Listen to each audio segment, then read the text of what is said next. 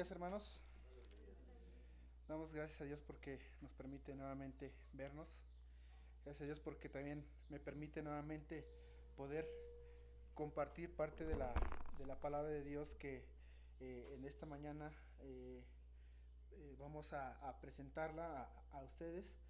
Eh, Saben que debido a las situaciones que ha tenido nuestro pastor, pues para mí es un gozo estar compartiendo la palabra de Dios.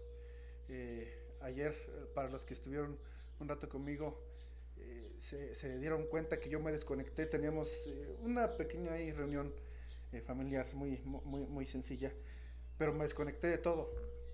Cuando recibí la noticia que nuestro pastor no vendría, me tuve que desconectar de todo. No sé si me veían hasta como zombie, que andaba así caminando, contestando de pronto, sí, pero enfocado en lo que podría traer en esta mañana. Y Dios en su sabiduría ha dado palabra, ha dado entendimiento y vamos a exponer la palabra de Dios.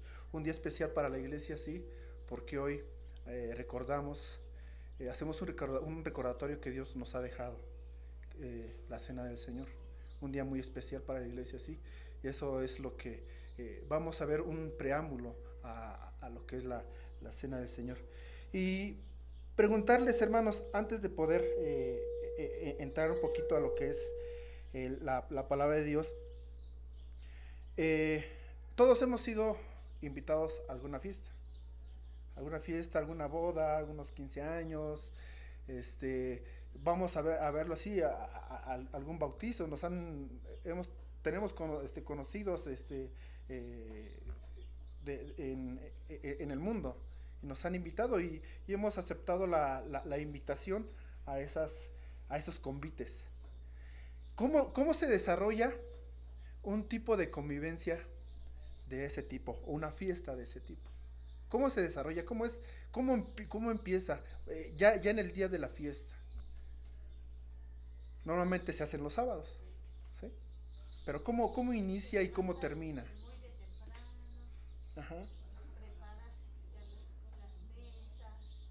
ajá. Sí, escucho, hermanos. Nos levantamos desde temprano, preparamos las mesas, los alimentos. Me he visto bien, echamos la casa por la ventana. Estamos nerviosos y contentos. Muy bien. ¿Qué más? Que vengan todos los invitados, pero yo soy el invitado. Por eso dije que en un principio yo era el invitado, nos han invitado a alguna fiesta. Pero ¿cómo se desarrolla eso? ¿Cómo?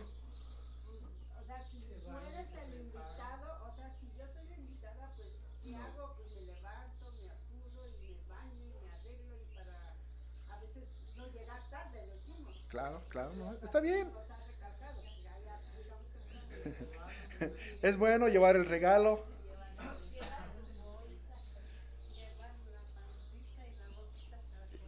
No, desayunar muy de temprano para que a la hora del banquete pues, tenga hambre y me sepa todo muy rico y delicioso. Hermano David quería hablar. No, nada, me estaba acordando de mi cuñado. Dice, no voy a comer hoy en la tarde y para que mañana que me inviten tampoco voy a desayunar. Sí. Muy bien. Ok, ya pensamos, ya meditamos en eso. Pero no vemos todos los preparativos. Llegamos, ya está todo preparado. Ajá. Y, A eso voy, es que nosotros somos los invitados. ajá. A eso voy, o sea, como, Es un honor que una persona te haga una invitación así, que claro. ya como que te toma el estima bien, ven, no falles, y pues tú te sientes así importante, y haré lo posible para estar, paso a tu paso. Ahí está, uno se prepara como lo que acaban de mencionar. Muy bien.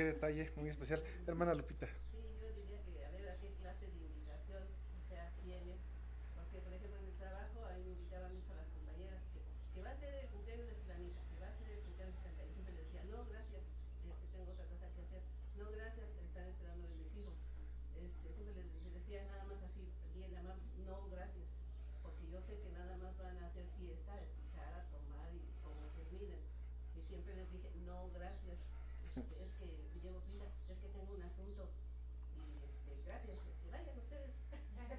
Por ahí va la intención de la pregunta, mi hermana. Ok. Por ejemplo, en esas fiestas no se siente uno bien, porque uno no está acostumbrado a la bebida, a la bailadera y a todo eso, y no se siente uno a gusto. Vamos entrando muy bien al tema. Perfecto, hermanos.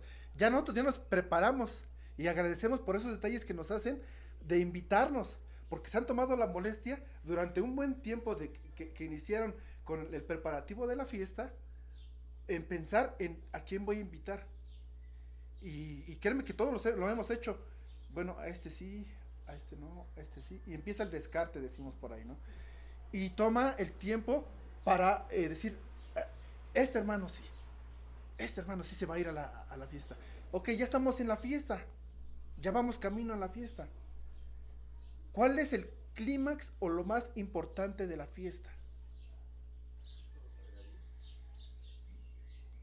Vamos a hablar de una boda. ¿Cuál es lo más importante de la boda? Que se casen los novios. La ceremonia, ya sea por el civil, o muchos hablan de una ceremonia religiosa. Sale, ya está, dicen, bueno, eso es lo más importante. Llega el convite. Vámonos a comer. Amigos, familiares, invitados, los esperamos en tal lugar, o ya en la invitación viene el lugar. Y ya nos vamos todos para allá. Vamos a comer, empezamos a comer. Y dice mi hermana Esther, empieza el bailongo, la bailadera. Pero al mismo tiempo empieza la tomadera. ¿Okay? Empiezan a brindar. Y ya a media fiesta se perdió el objetivo de la fiesta, que era ver, y sé que lo son, en ese momento, la felicidad de los novios y agradecer por eso. Y se pierde el sentido. ¿Por qué? Porque ya es una diversión personal, una satisfacción personal, y los novios allá arrinconados en una esquina. O a lo mejor no arrinconados, los meten al mismo juego. Ajá. Y se termina el sentido de la fiesta. 11, 12 de la noche, muchas personas caídas, tiradas, ya no se pueden levantar de sus mesas. Las esposas tratando de cargar a los esposos, o en algunos casos al revés, los esposos tratando de cargar a las esposas porque ya no se pueden sostener. O se pelean. Y ya el sentido de felicidad dentro de la fiesta se perdió. Ya cada quien tiene una idea de lo que pasó ese día. Y no se acordaron de la fiesta. Y al otro día, cuando empiezan a hacer uso de razón, se empiezan a recordar vagamente lo que pasó, mas no del todo. Y entonces hay una diferencia de pensamientos, de opiniones en lo que realmente debería de ser. Por eso les preguntaba, ¿cuál debería ser el clímax o lo más importante en una boda? O bueno, en este caso, hablando de ejemplo de una boda.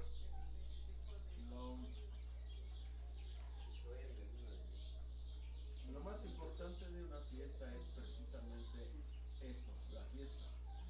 Estar consciente de lo que uno está haciendo. Eso es lo más importante. Pero he escuchado la frase que dice, si no hay cerveza, si no hay vino, no hay fiesta.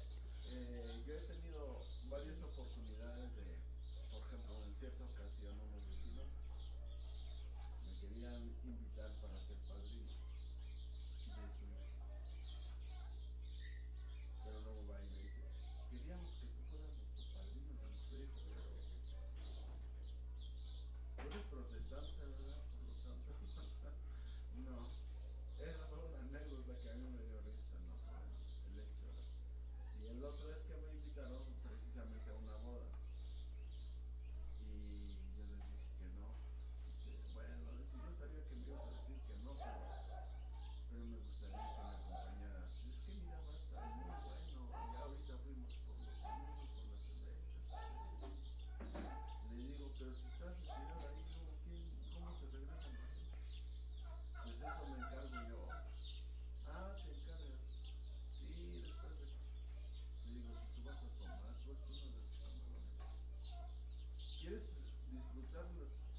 fiesta de la boda, no tomes.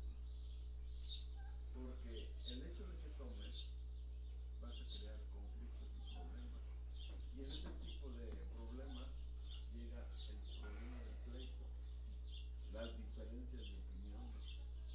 A veces invitas sin saber que hay dos personas que no se pueden ver y se encuentran ahí y bajo el vino pues viene la situación difícil. Al otro día precisamente me platicó eso. Dice, gracias por haberme dado el consejo. Y sí hubo pleito. Muy bien. Cuando somos invitados, somos convidados a una fiesta, nuestro primer motivo de poder ir a esa fiesta es que estemos unidos en la alegría que conlleva a la fiesta. Ajá. Que estemos gozosos por lo que se está celebrando en ese día, más no lo que viene después de ese día.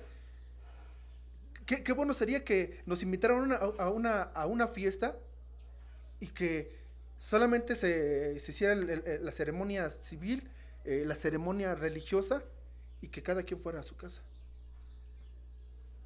Pero nuestra costumbre nos lleva a que a una fiesta tenemos que ir pensando nada más en qué van a dar de comer y qué va a pasar después del banquete. A eso vamos, eso pensamos. Unos cuantos sí están mentalizados en que, ay, qué felices, hablando de la boda, qué felices es este matrimonio, gracias a Dios porque ya unieron sus vidas como matrimonio, y eso es el motivo de agradecer. Muy pocos van con ese sentido, o muy pocos vamos con ese sentido. Ajá, ya lo demás es añadido nada más. Ajá, pero todos, cuando seamos convidados a una fiesta, debemos tener un mismo sentir. Y por eso les decía hoy es un día muy especial. Todos son especiales, pero este es un día especial porque vamos a recordar un mandato de nuestro Señor: el participar en la cena del Señor. Ajá. Y todos tenemos ese mismo sentir. Y creo que nos estuvimos preparando un día, una semana antes, porque se dio el aviso hace 8 días que iba a haber cena del Señor. Y nos empezamos a preparar y estábamos en ese mismo sentir. Y venimos con ese mismo sentir el día de hoy. Ajá. Pero vamos a ver qué nos dice la palabra de Dios. Vamos a orar. Bendito Padre que moras en el cielo, en la tierra y en todo lugar, te damos gracias, Señor, porque, híjoles, ha sido muy, muy bueno con nosotros. Sin merecerlo, Padre, nosotros, tú has sido misericordioso con nosotros. Tu mano poderosa siempre ha estado con cada una de nuestras familias. Gracias, Señor. Gracias porque no lo merecemos. Pero rogamos, Señor, que en esta hora de la mañana abras nuestras mentes, abras nuestros pensamientos y podamos recibir palabra, y podamos entender y podamos comprender y sobre todo, Señor, ser hacedores de tu palabra. Gracias por cada uno de mis hermanos que están presentes. Gracias por mi pastor, que aún en las dificultades sabemos que está al pendiente de su iglesia. Rogamos que siga cuidando de él. Y Señor, que en esta hora de la tarde sea expuesta tu palabra a través de un servidor, que no es la persona indicada que puede estar aquí enfrente. Pero ruego, Señor, que sean perdonados todos mis pecados, que quites toda inmundicia de mi vida, para que yo pueda exponer tu palabra en un cuerpo sano, en una mente sana y sobre todo, Señor, limpio de todo pecado. En Cristo Jesús se lo pedimos y lo agradecemos. Amén. Muy bien, hermanos. Anteriormente, los banquetes de amor, los banquetes de ágape en la iglesia primitiva terminaban por lo general con la celebración de la cena del Señor. La iglesia de Corinto, mundanal y carnal, había convertido esas comidas sagradas en un desenfreno de glotonería y embriaguez. Abran sus Biblias en Judas 12. Judas 12.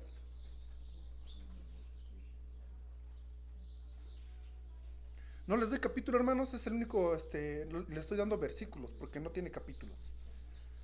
Judas 12. Y van a leer la porción A de ese versículo.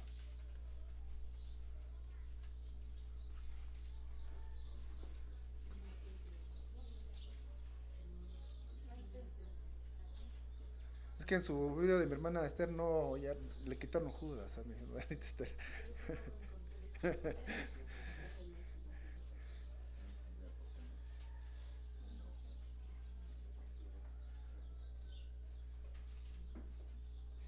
¿Ya lo tienen? Lean todos juntos esa porción hasta la parte B. Se divide normalmente ese versículo en dos partes. Por ahí se divide por una coma, si no mal me equivoco. ¿Qué dice la primera parte?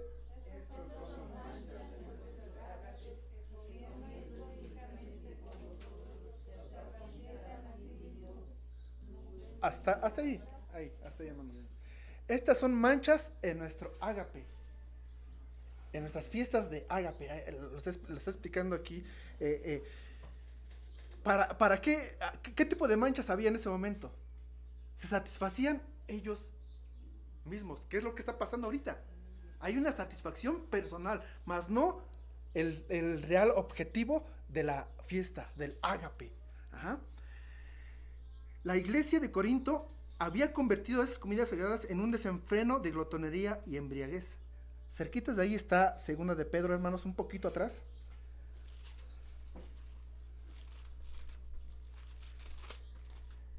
Segunda de Pedro, capítulo 2, de los versículos 12 al 15. ¿Qué tipo de desenfrenos había? Dice, pero estos, hablando mal de cosas que no entienden, como animales irracionales nacidos para presa y destrucción, perecerán en su propia perdición, recibiendo el galardón de su injusticia, ya que tienen por delicia el gozar de deleites cada día. Estos son inmundicias y manchas, quienes aun mientras comen con vosotros se recrean en sus errores, tienen los ojos llenos de adulterio, no se sacian de pecar, seducen a las almas inconstantes, tienen el corazón habituado a la codicia y son hijos de maldición. Han dejado el camino recto y se han extraviado siguiendo el camino de Balaam, hijo de Beor, el cual amó el premio de la maldad. ¿Cuál es el desenfreno el día de hoy? Vean, hermanos, o sea, esto es algo que estaba pasando en la iglesia de Corinto y que ahorita, hoy en día, está sucediendo.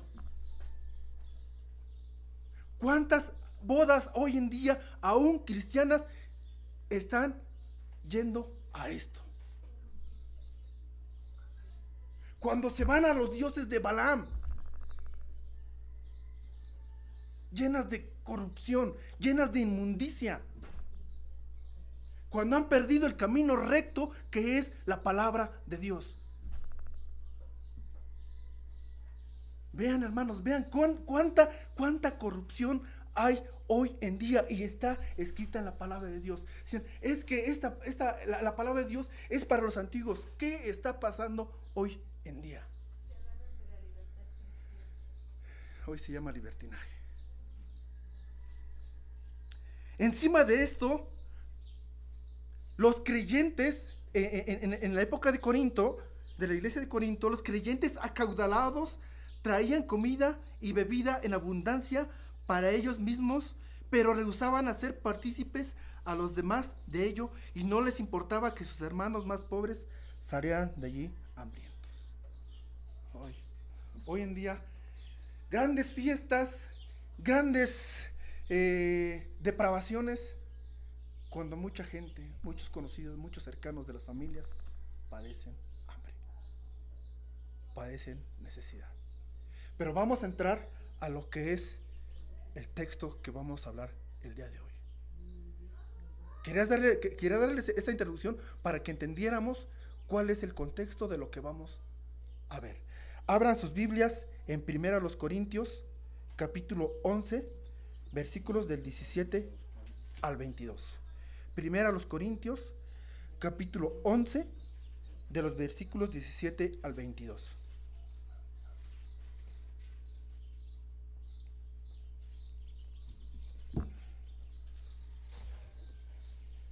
¿Ya lo tienen, hermanos?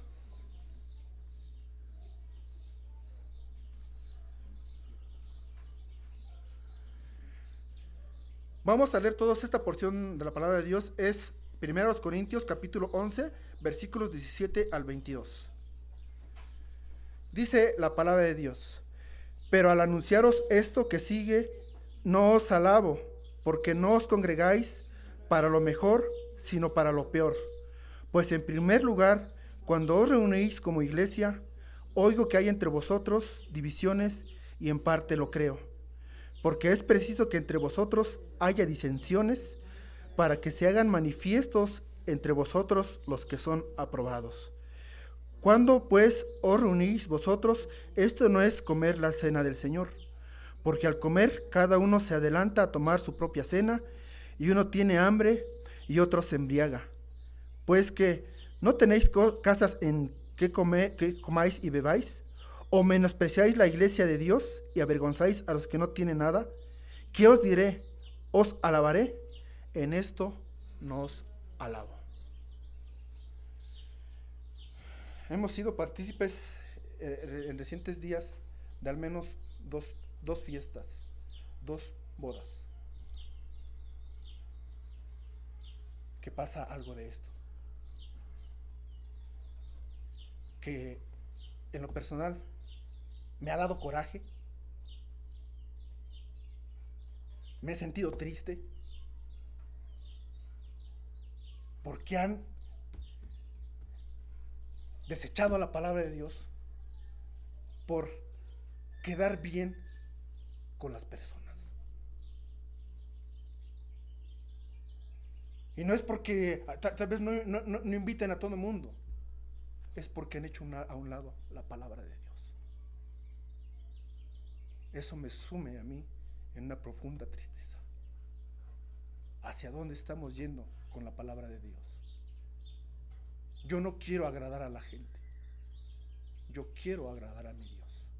Ese debe ser mi sentir en una fiesta. En la versión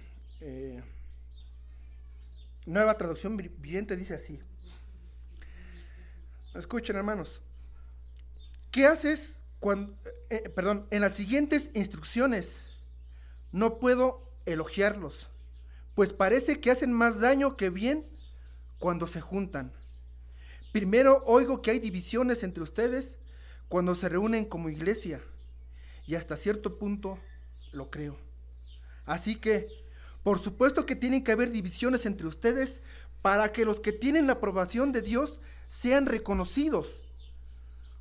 Cuando ustedes se reúnen, la verdad es que no les interesa la cena del Señor, pues algunos se apresuran a comer su propia comida y no la reparten con los demás.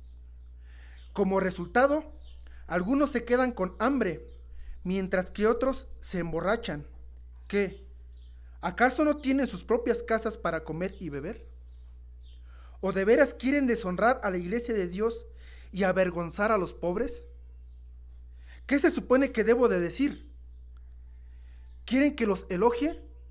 Pues bien, de ninguna manera elogiaré por esto. ¿Qué está pasando con la iglesia de Dios? ¿Qué es más importante? ¿La satisfacción personal? ¿O qué acaso están desechando la iglesia de Dios?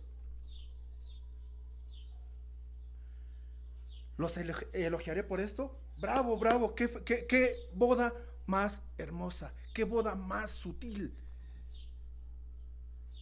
¿Acaso elogiaré por eso?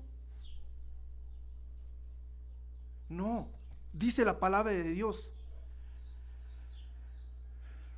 Pues algunos se apresuran a comer su propia comida y no la comparten con los demás. Como lo resulta, algunos se quedan con hambre.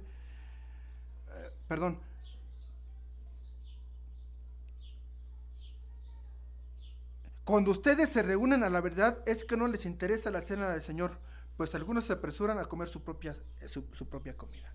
No hay interés de lo más importante. Ahora, si hablamos de las bodas del Cordero, ¿cómo nos presentaríamos nosotros en el convite? Con nuestra vestidura santa, sí, hermanos, sí. Y eso lo dice la palabra de Dios, que nuestra santificación debe ser constante. ¿Para qué? Para que cuando yo entre a las bodas del Cordero, yo entre con mi vestidura santa, sin mancha. ¿Pero qué tengo que hacer? ¿Seguir a las vanas palabrerías?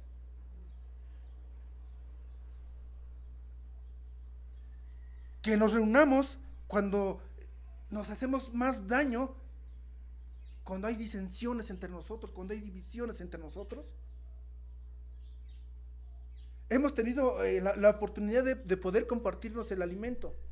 Gracias a Dios, aquí no ha pasado eso. De que primero yo y mi familia, y después lo demás de lo que he traído. Aquí ha sido primero mi iglesia y al último yo. Si Dios me permite y sobra un poco. Si no, me toca limpiar la cazuela. Gracias a Dios que aquí no ha sido así.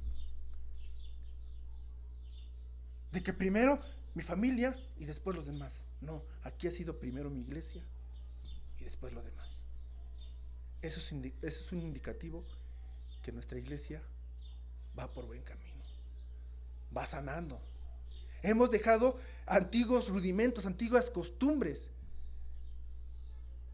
que buscamos una satisfacción personal y después congregacional. Primero debe ser una satisfacción de la congregación, porque es la iglesia de Dios, y después una satisfacción personal. Debo amar primero a mi hermano, más que a mí mismo, porque esa es la voluntad de Dios. Amarás a tu prójimo como a ti mismo.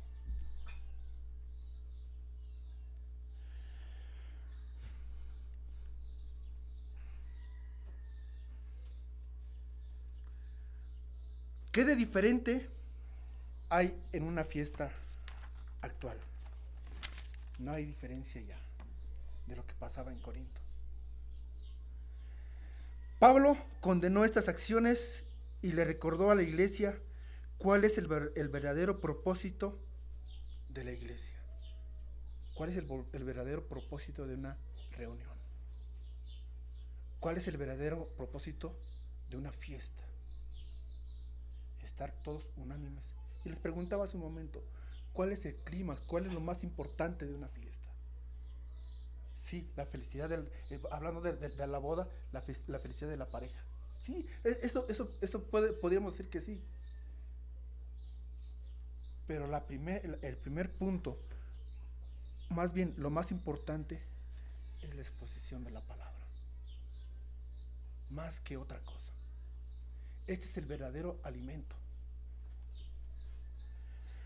La cena del Señor es una representación visible de la muerte de Cristo por nuestros pecados. Nos recuerda la muerte de Cristo y la gloriosa esperanza de su regreso. Nuestra participación en la cena del Señor fortalece nuestra fe mediante la comunión con Cristo y con los creyentes. Si nosotros no tenemos comunión, hermanos, que sé que aquí sí la tenemos, pero si no tenemos comunión, en vano yo estoy tomando la cena del Señor.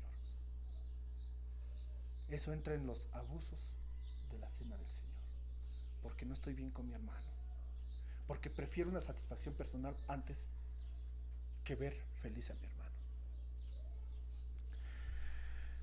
¿Qué tipo de divisiones había en ese momento en la iglesia de Corinto? Aquí nos dice, la porción dice, pues en primer lugar, cuando os reunéis como iglesia, oigo que hay entre vosotros divisiones, y en parte lo creo. En nosotros hay divisiones, hermanos. Que la competencia, si yo hago una fiesta grande, el otro hace fiesta pero más grande, y así se va. Se competían quién iba a ser mejor. ¿Quién trae el mejor banquete, la mejor comida? Bueno, y los que no tenían. Por eso, hermanos, yo cuando ayer que estaba preparando esta predicación, recordaba los sacrificios que hacían por la expiación de los pecados. ¿Se acuerdan? Quien tenía una familia numerosa, ¿qué sacrificaba? Un becerro, ¿no? Que era la parte más grande que había. Y los que eran una pequeña familia, ¿qué sacrificaban?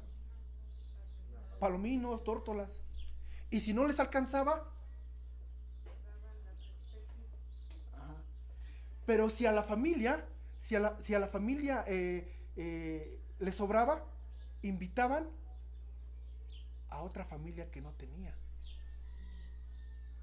Pero veían por la expiación de los pecados de todos. Ajá.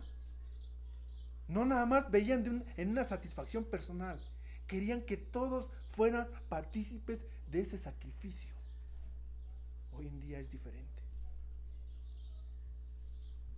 El que tiene más hace una fiesta grandísima. Y no le importan los demás. ¿Qué tipo de divisiones hay o había en la iglesia de Corintio? Vámonos a Corintios, hermanos, ahí en la libro de Corintios, en el libro de Corintios, primera epístola, primera carta, capítulo 1, versículo 10 al 13. Dice la palabra de Dios: os ruego pues, hermanos, por el nombre de nuestro Señor Jesucristo, que habléis todos una misma cosa, y que no haya entre vosotros divisiones, sino que estéis perfectamente unidos en una misma mente y en un mismo parecer. Eso es nuestro sentir, eso debe ser nuestro objetivo dentro de la iglesia. Dice: y que no haya entre vosotros divisiones, sino que estéis perfectamente unidos en una misma mente y en un mismo parecer. Por cierto, el nombre de la predicación: unánimes en pensamiento y propósito. Unánimes en pensamiento y propósito. Y vean, esto es lo que nos lleva a eso. Sino que estéis perfectamente unidos en una misma mente y un mismo parecer. Porque he sido informado acerca de vosotros, hermanos míos, por los de Cloé, que hay entre vosotros contiendas.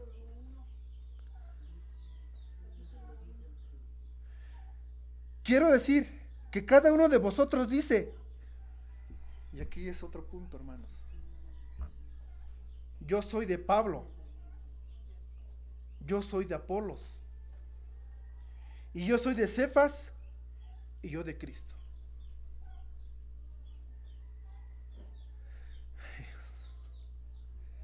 ¿Acaso está dividido Cristo? ¿Fue crucificado Pablo por vosotros?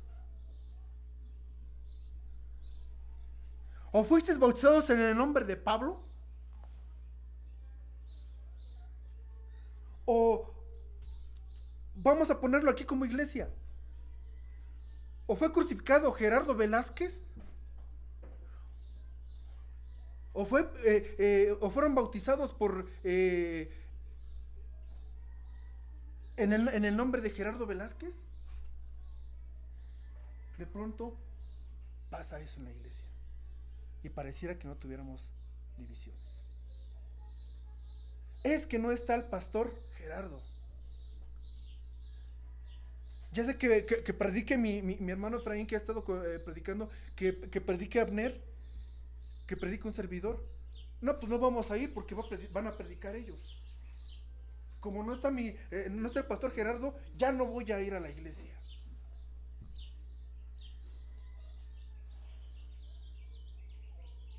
Empieza la decadencia en la iglesia. Empieza la caída de la iglesia. Porque empiezan las divisiones. ¿No la habíamos visto así?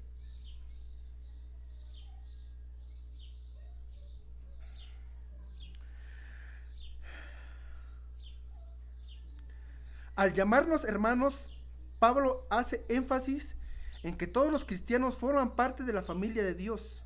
Los cristianos tienen una unidad mucho más fuerte y profunda que la de cualquier vínculo, ya sea carnal, laboral o social.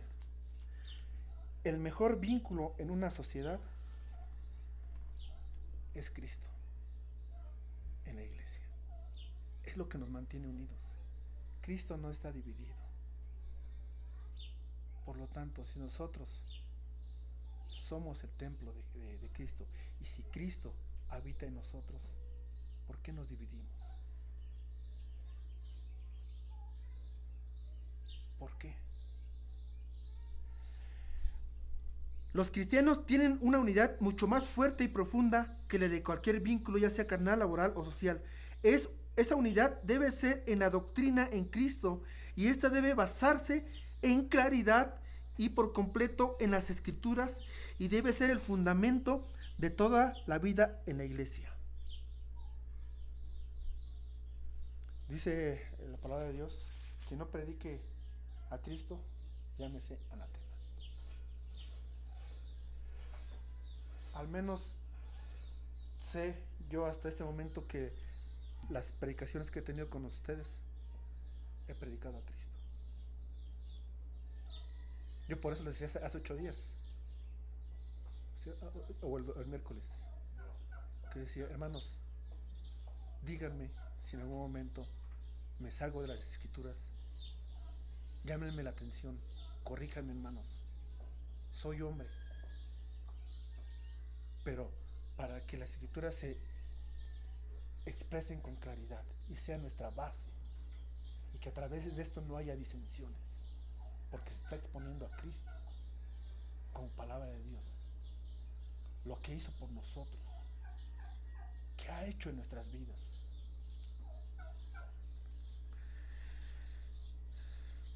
Vayan a Juan 17, hermanos.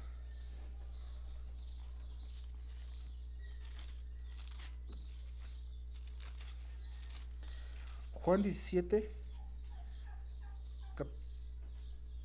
capítulo 17, versículos 11.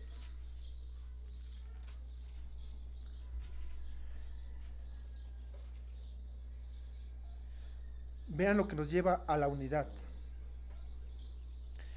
Y ya no estoy en el mundo, mas estos están en el mundo. Y yo voy a ti, Padre Santo, a los que me has dado, guárdalos en tu nombre, para que sean uno, así como nosotros. ¿Qué oración está pidiendo a Dios? Jesucristo está pidiéndole al Padre: guarda esta congregación, para que sean uno, una sola unidad, así como tú y yo somos uno, dice Jesucristo al Padre. Debemos ser uno, en un mismo sentir. Por eso en toda exposición de la palabra se debe predicar a Cristo, no mi testimonio de vida. Sí, Dios me ha transformado, sí, eso es por gracia de Dios y porque he creído en Dios, pero lo que se debe predicar es en Cristo, para mantener esa unidad en Él. Si no se predica a Cristo, nos desviamos del camino y estamos perdidos. Ahí mismo en el del 20 al 23, mas no ruego solamente por estos, por mi iglesia, sino también por los que han de creer en mí por la palabra de ellos, para que todos sean uno, como tú, oh Padre, en mí y yo en ti, que también ellos sean uno en nosotros, para que el mundo crea que tú me enviaste. La gloria que me diste, yo les he dado para que sean uno, así como nosotros somos uno. Yo en ellos y tú en mí, para que sean perfectos en unidad, para que el mundo conozca que tú me enviaste y que los has amado a ellos como también a mí me has amado. ¿Cómo podremos salir al mundo y decirles que nosotros tenemos una unidad en Cristo cuando hay disensiones entre nosotros, cuando hay divisiones entre nosotros, cuando digo que yo soy de Apolos, que yo soy de Pablo, que yo soy de Cristo, en una misma iglesia? Cuando digo que porque no está el pastor, no voy a ir a la iglesia. Vean la importancia, hermanos, de mantener esa unidad. La falta de compromiso con la doctrina conduce a una desunión. La falta de compromiso con la doctrina conduce a una desunión.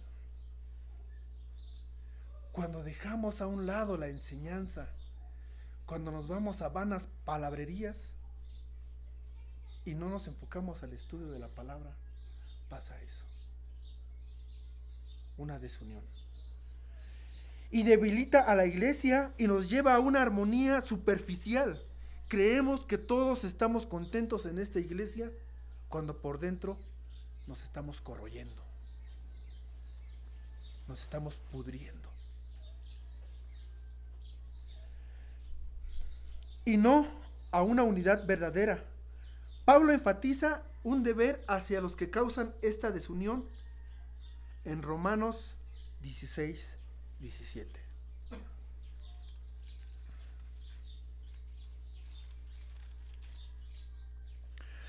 Mas os ruego, hermanos, que os fijéis en los que causan divisiones y tropiezos en contra de la doctrina que vosotros habéis aprendido, y que os apartéis de ellos.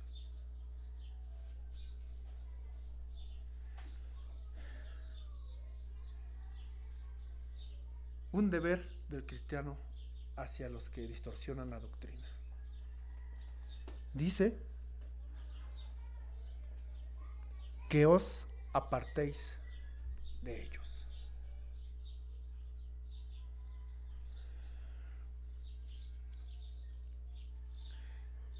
Y a los que estamos en Cristo, nos alienta, nos anima. Vayan a Filipenses 1:17.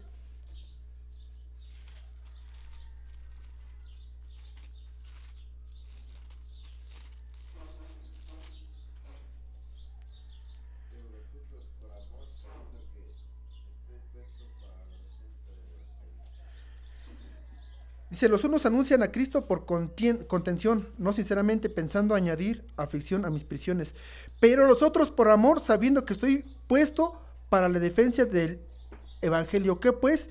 Que no obstante, de todas maneras, o por pretexto o por verdad, Cristo es anunciado, y por esto me gozo y me gozaré más. En amor está la palabra escrita. Todos los demás deben estar en amor y para defensa del evangelio. Pero ¿cómo voy a defender el evangelio si no tengo una doctrina bien establecida? Si no estudio, si no escudriño la palabra de Dios, si no estoy en las reuniones, ¿cómo podré defender el evangelio? Hay desunión. Porque debemos todos estar en un mismo sentir, todos debemos ir a un mismo conocimiento, que es la plenitud de Cristo.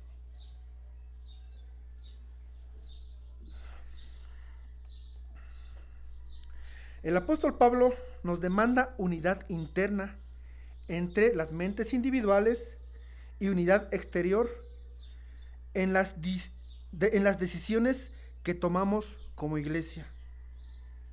Unidos en la verdad, con nuestras creencias y convicciones, y en la conducta con principios morales aplicados a nuestra vida diaria. Y la única fuente de este tipo de pensamiento y propósito que nos lleva a la unidad es la palabra de Dios, que establece el parámetro de verdad en que se fundamenta la unidad verdadera en Cristo. Estamos estudiando el primer capítulo de el libro de Sugel Michelén. ¿Cómo se llama, Isaín? Miguel Núñez. Perdón, Miguel Núñez.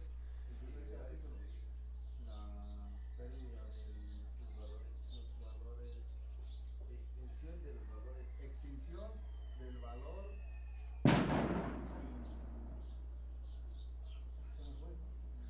Bueno, ¿cómo se llama el libro? Viviendo en integridad y sabiduría. Cuando igual hacía esta comparación, dice, pues en realidad yo tengo que estar viviendo íntegro, una persona íntegra, sin mancha, que esté alineado a las escrituras para poder hacer defensa del evangelio. Sí, con mi testimonio, pero primeramente con la palabra. Porque voy a ser de la palabra, voy a ser hacedor, valga la redundancia, de la palabra. Y eso va a mi testimonio de vida. Una persona íntegra, un hombre íntegro, un hombre de valor. Entonces, hermanos, ¿qué es lo que causaba las disensiones en la iglesia, las divisiones en la iglesia de Corinto? Que habían dejado la importancia del convivio, del ágape, y se habían ido a borracheras, a inmundicia, a fornicación. Y eso también lo hemos visto ahorita en la carta a las 7 iglesias, en Apocalipsis. Orgías, depravación. Hoy son las fiestas de este día.